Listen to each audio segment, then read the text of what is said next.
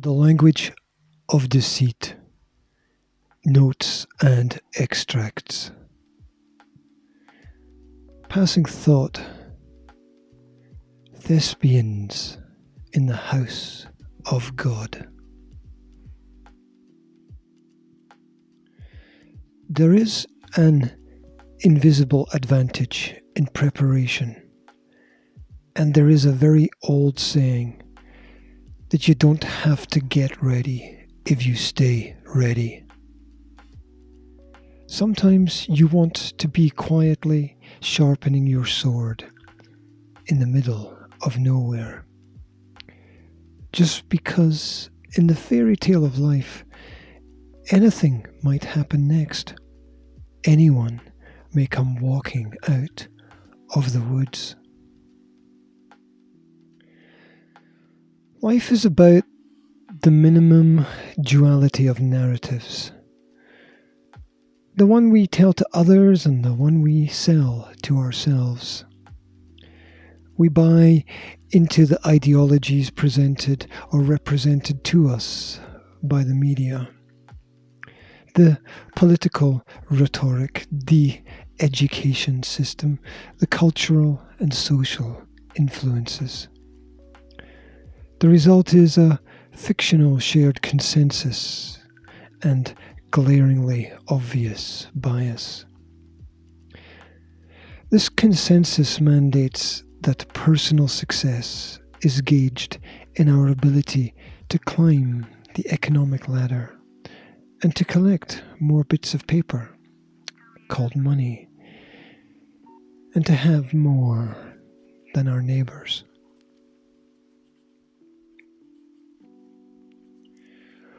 Why do we act the way that we act? Why should we have to pay others to live on the land that we were born on? How is it that we don't even have a choice in the matter?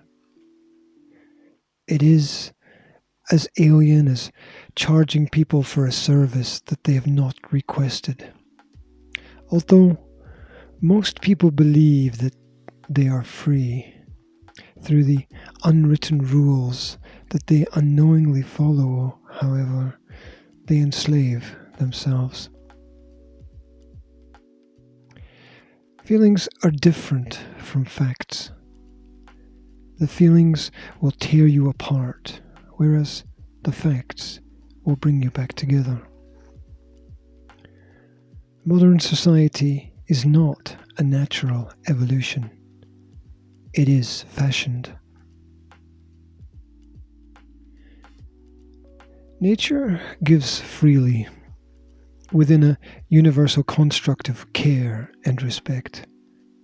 The rules and rulers cast their net of restrictions, which sever the natural abundance that the world offers as our birthright. Maturity eventually brings this and other wealths of wisdom.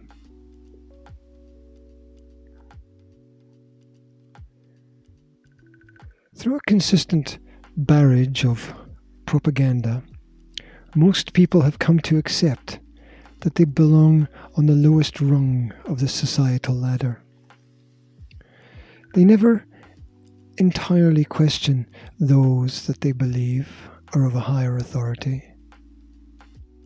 That what is always was seems plausible and claims just enough justification. It is a grandiose claim, especially as you remain the highest authority in your life. And so it is up to you to author your own life story. You are your gift to you, and the good that you can do is your gift to others. Free men belong to nobody. Government can't grant you anything. It can only place limitations on that which was rightfully yours to begin with. It has no basis in a tangible reality. It is an agreement between people. It acts as a representative institution, a fictional creation of the mind, just like any character in any story. Being a fictional entity, it can only interact with other fictional entities.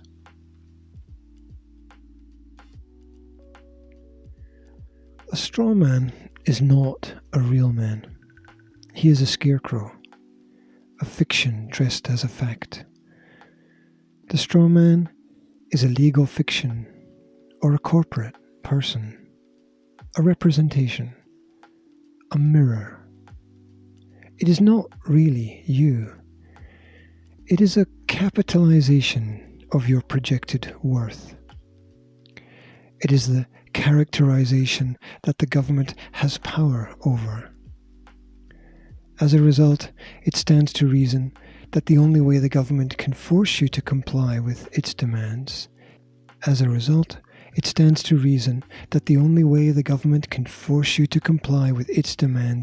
is if you agree to adopt this fictional corporate entity or identity, your ID.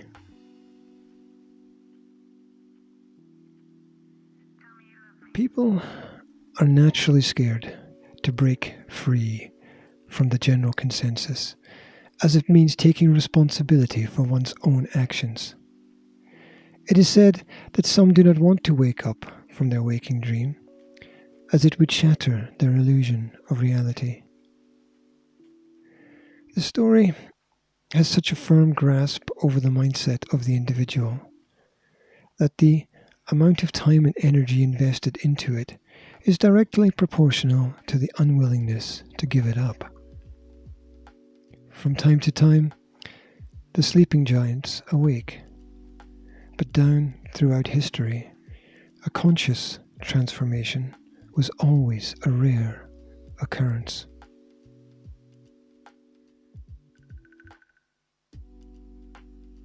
Resistance to transformation comes from a place of fear, a worry of never having enough or being enough, a fear of reprimand for disobeying orders or not following the leader. The adult elephant tied to a small tree never breaks free, not because of a lack of physical strength, but because of years of conditioned belief from when it could not break free as a baby.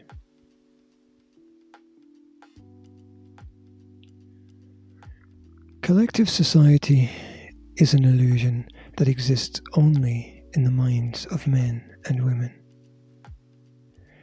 We are forever reminded of its existence, in case we should forget, and then learn to see beyond the invisible borders. It is, therefore, only in the mind that independence from dependent structures can arise. It comes down to an understanding of who you are as a sovereign being, with the unalienable right to live freely, without the threat of intimidation or coercion. Freedom truly is a state of mind. Furthermore, freedom comes down to a choice. Choose love or choose fear. Which do you choose to live your life by? What governs your choice?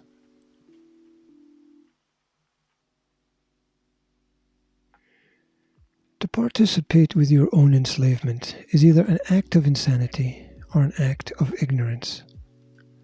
The system is dependent on our belief that it is a real and necessary evil. It does this through the perpetuation of constant external threats, more fictional entities and invisible enemies. You only validate the authority of that which you protest against. The nightmare cannot survive if we choose to simply wake up, walk away, and write our own script. Whatever the individual decides, the world will adjust to the vision of the individual. Whatever you tell yourself to be true will become whatever you convince yourself is true. The myth perpetuates the myth. The world will reshape to the enterprise that springs from the vision. What you can see and how you see it will always matter. It might even be all that matters. Seeing this and knowing that isn't the end of all work. It is just the beginning. It does not mean that a person should sit back and do nothing and wait. If you want the answers now, then you are looking in the wrong place. That is to have everything backwards.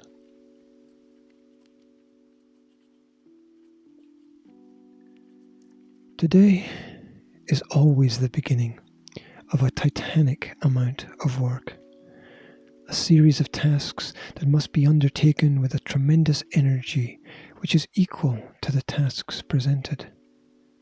You get to choose your own adventure. You lead your own narrative. In that sense, the story you tell yourself matters just as every story that can be related also does. We come from stories. We enter into stories. We invest in stories. We read stories. We listen to stories. We tell stories. We seek stories. We are stories.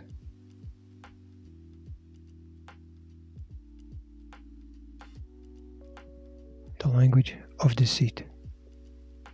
Notes and extracts.